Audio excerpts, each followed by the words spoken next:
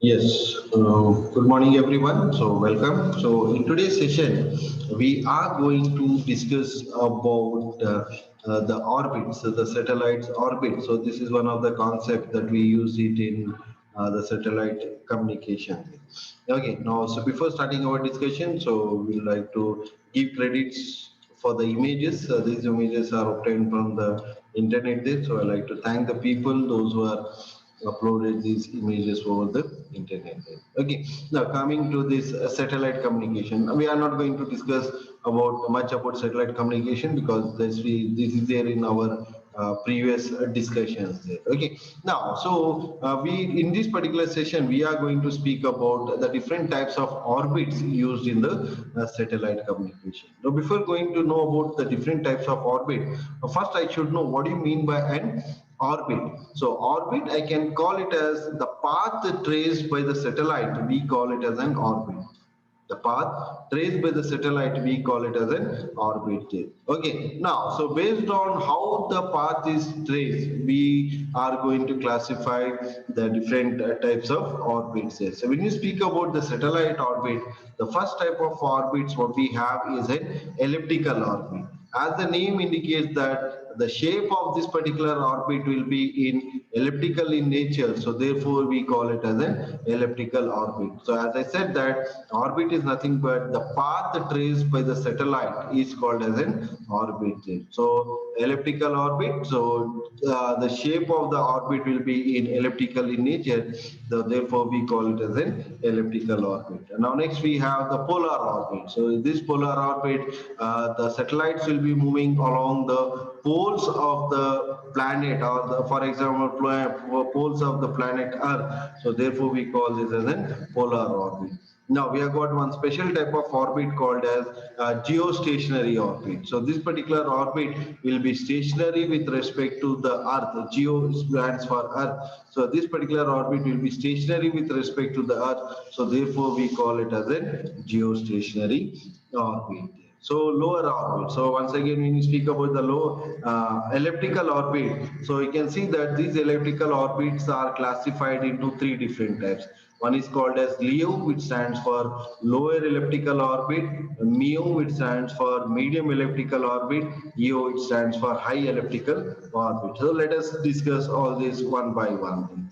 Okay, now first we'll speak about the lower elliptical orbit. So the lower elliptical orbit, so if the orbit of the satellite is at a height of, if the satellite is launched at a height of 160 to 500 kilometers altitude, now such type of orbit we call it as a lower elliptical orbit. So this lower elliptical orbit, the drag effects will always hinder the operation. There's something called as a gravitational drag. So gravitational pull will be there because the satellite is launched at a height of very 160 to 500 kilometers. But so if the satellites are launched in that particular orbit, so those type of satellites we call it as a lower elliptical orbit. So you can see this is image. So where the satellites are very close to the Earth, 160 kilometers. We, with respect to satellite communication, 160 kilometers, we tell that it is very close to the Earth. Now, such type of orbits we call it as a lower elliptical orbit. Now, the satellites in the lower elliptical orbits will have a very high speed of around 18,000 miles per hour. So they'll have a speed of 18,000 miles per hour. Now, next coming to the medium elliptical orbit. So medium elliptical orbit, you can see that, so in the medium elliptical orbit, when you come to the previous image, compared to the previous image, you can see that the satellites are very away from the Earth.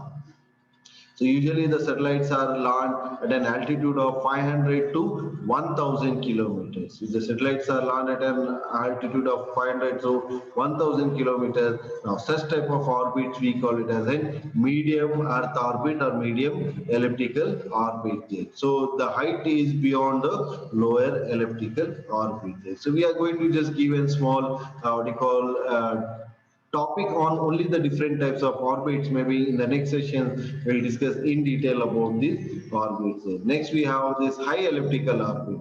So high elliptical orbit. So what will happen? The satellite will be launched at an altitude of 1,000 to 4,000 40,000 kilometers from the Earth. At an altitude of 1,000 to 40,000 kilometers from the Earth.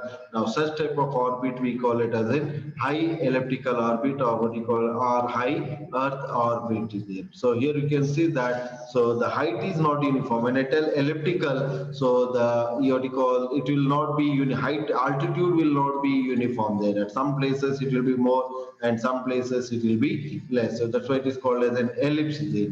And when you are launching a satellite, so the satellite has to satisfy the Kepler's law. And one of the Kepler's law states that when you are launching the satellite, Earth has to be at one of its foci of the ellipse there, or the eclipse there. So Earth has to be one of the foci of an ellipse there. So Earth is either it can be, we know that any ellipse will have two foci. One will be at this particular point, the other one will be at this particular point. So in this case, the Earth is placed in this point, and the satellite is moving in this direction. So therefore, the altitude of the satellite will not be uniform. So in this place it is maximum, and in this place it is minimum. The maximum altitude of an high elliptical orbit goes up to 40,000 kilometers from the Earth there. So the drag effects will not be existing in case of an high elliptical orbit. So high elliptical orbits is more suitable orbit,